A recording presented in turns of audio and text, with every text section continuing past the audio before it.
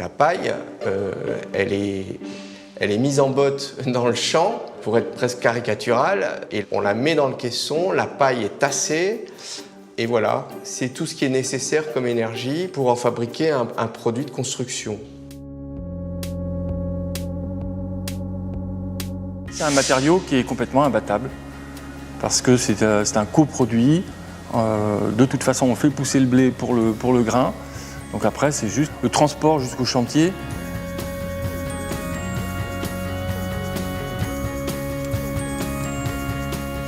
Si on fait 50 km, on trouve des champs de céréales.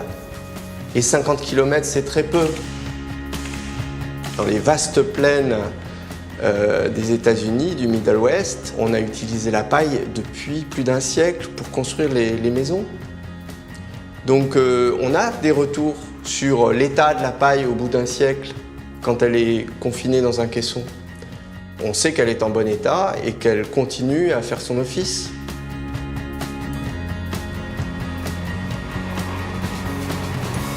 Il faut faire attention à couvrir le bois, à le protéger, etc. Mais il n'y a aucune différence de durabilité entre la construction bois et d'autres matériaux, effectivement. Ouais. Sur la question de l'efficacité énergétique, l'avantage du bois, effectivement, c'est que toutes les parois sont creuses, à l'inverse du béton ou des matériaux minéraux en général. Et donc une paroi creuse, ça se remplit avec de l'air et donc de l'isolant.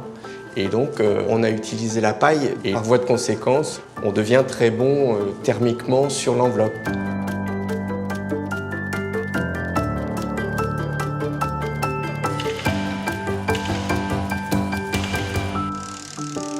Les gens qui sont autour de l'acte de construire prennent conscience des avantages du bois, de la préfabrication, d'un chantier propre, d'un chantier sec. Pourquoi en France, on a relativement peu construit en bois ces dernières décennies, notablement moins que nos voisins allemands, autrichiens, suisses, etc. Alors qu'on est un pays, un pays forestier, avec des grandes forêts. À la période de la reconstruction, il y a beaucoup de maçons italiens qui sont arrivés. C'est là qu'on s'est mis à construire en moellon. Les cimentiers ont développé des techniques de construction très rapides parce que c'est ce qu'il fallait. Et à ce moment-là, il y a eu une perte de tradition. D'ici 5 ou 10 ans, on pourrait encore doubler la part du bois, c'est-à-dire arriver autour de 20% de la construction en général. Une chose intéressante à souligner, à l'automne, il y a des Allemands qui vont faire un voyage d'études pour venir voir en France les bâtiments qu'on construit en bois et en isolation de paille. Ce débat sur la ressource renouvelable, sur la question d'essayer d'être plus vertueux dans les modes constructifs, évidemment que c'est un choix politique, mais effectivement c'est un mouvement de fond.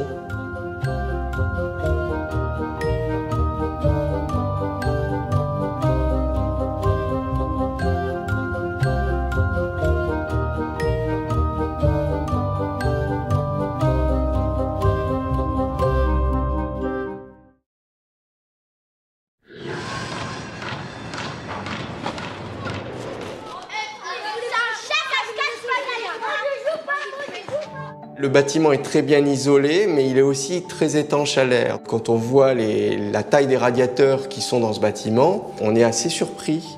Et quand on voit les besoins qu'il va avoir en chauffage, c'est vraiment très étonnant parce qu'on a réduit au maximum les besoins. Et quasiment, ce sont les occupants qui vont chauffer le bâtiment.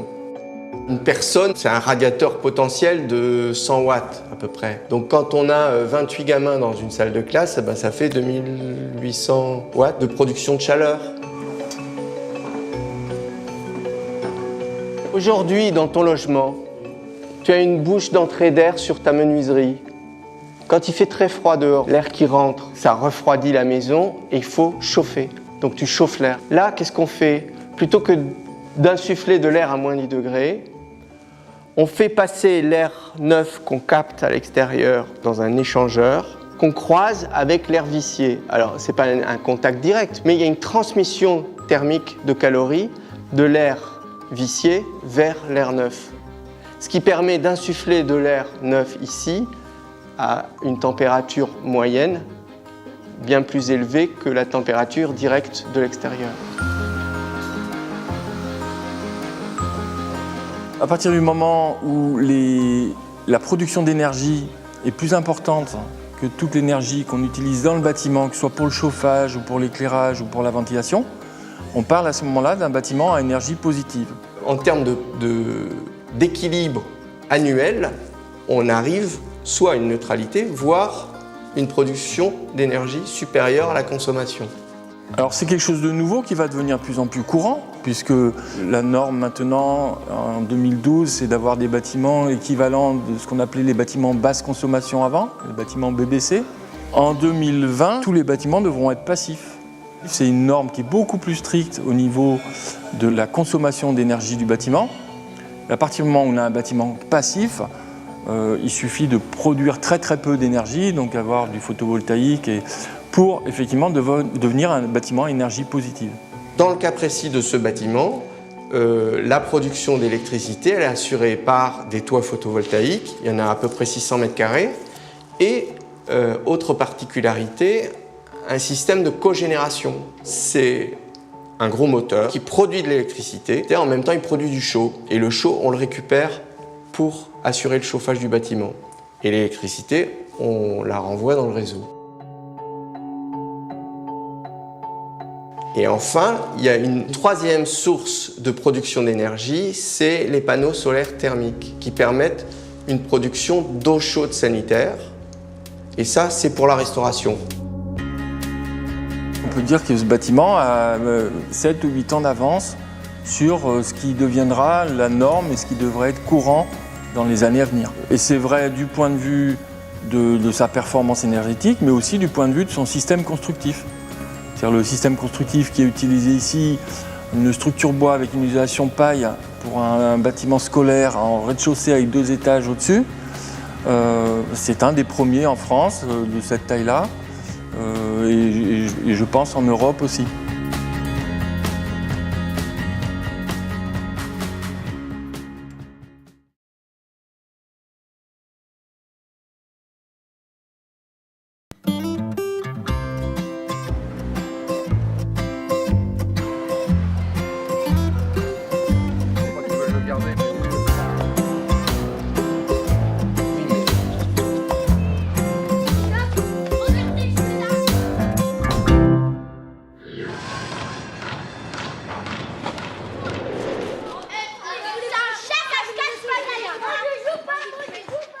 Généralement, ce qui se passe avec les architectes et les paysagistes, c'est que l'architecte implante son bâtiment et après il demande au paysagiste de travailler sur les espaces autour, ce qui reste d'une certaine manière.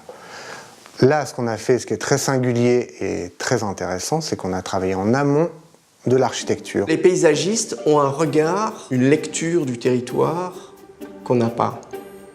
Ils décèlent des choses par rapport au relief, à l'histoire. Ils font un travail sur la cartographie ancienne pour retrouver des tracés. Un paysagiste sert à insérer le vivant dans la ville. Par les arbres, des végétaux, la pleine terre, de l'eau, de l'ombre, tout ce qui est vivant. Au contraire d'un architecte ou d'un urbaniste.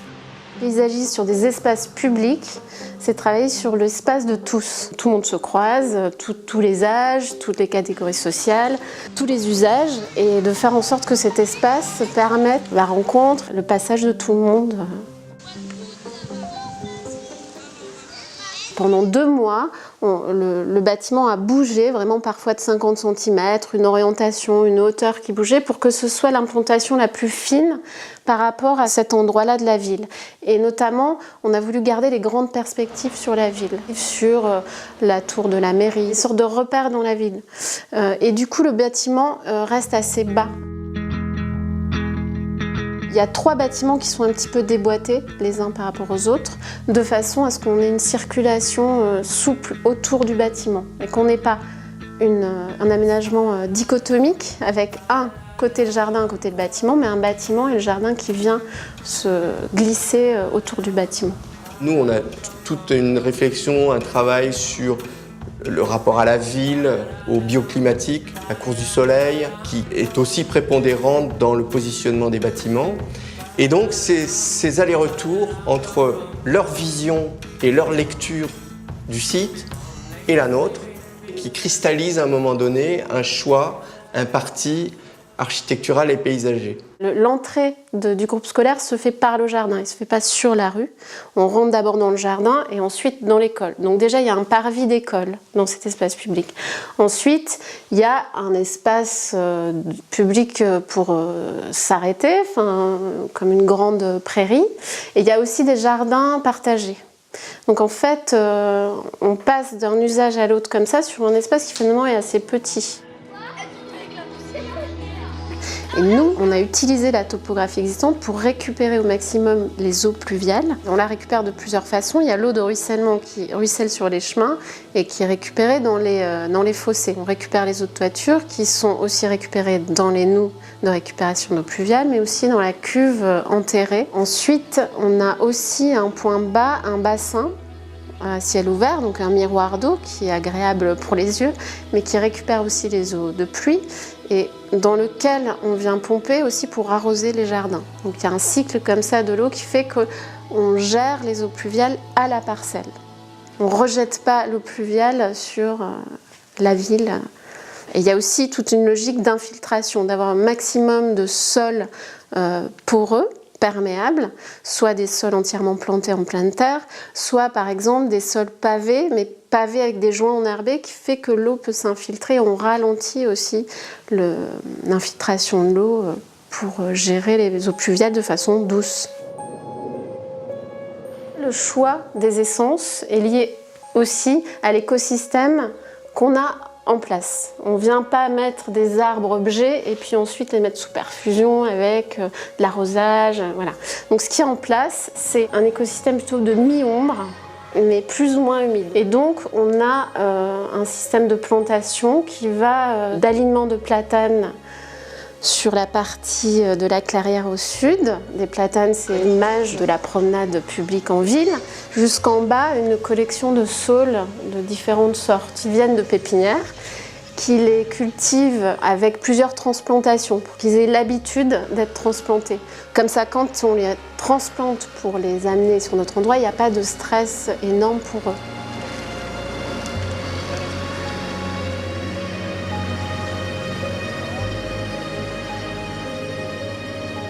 La demande aussi des maîtres d'ouvrage, des villes qui soient quand même assez beaux, donc c'est 3-4 mètres de haut. Mais nous, on préfère les planter pas trop haut quand même, parce qu'on sait que plus l'arbre est petit, plus il a une reprise facile et très forte.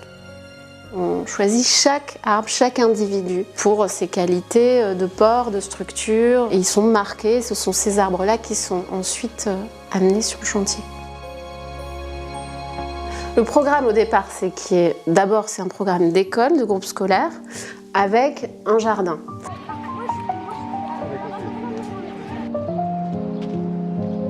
Quand on a un groupe scolaire et un jardin public, on est obligé de séparer les deux pour des questions de sécurité, que les enfants soient tranquilles dans la cour d'école. Du coup, forcément, il y a une clôture. Mais nous, on s'est dit que ce serait dommage de donner une image carcérale de l'école et de la cour d'école. Et donc cette clôture, on l'a insérée, elle se fond dans une noue plantée. Enfin, c'est une sorte de fossé avec des grands arbres, des vivaces très hautes d'1 mètre à peu près, des graminées. Donc on ne voit pas la clôture. Il y a déjà une différence de niveau. La cour d'école est légèrement surélevée par rapport au jardin. Donc quand on est dans la partie publique, on est en contrebas et la vue des enfants est cachée. Alors quand on est dans la cour, on surplombe et la vue est filante. Et on a une continuité du regard à travers les différents plans de paysage. On peut imaginer que par exemple pendant le week-end, où la cour d'école n'est pas utilisée, les choses s'inversent et que la cour d'école devienne une partie du jardin, peut-être un petit terrain de sport pour les enfants. Tout l'espace a été pensé comme ça, de manière modulaire. C'est plutôt une école dans un jardin. Le jardin, il enveloppe l'école qui est prise dans le jardin. Quand on est dans l'école, on a l'impression d'être dans le jardin.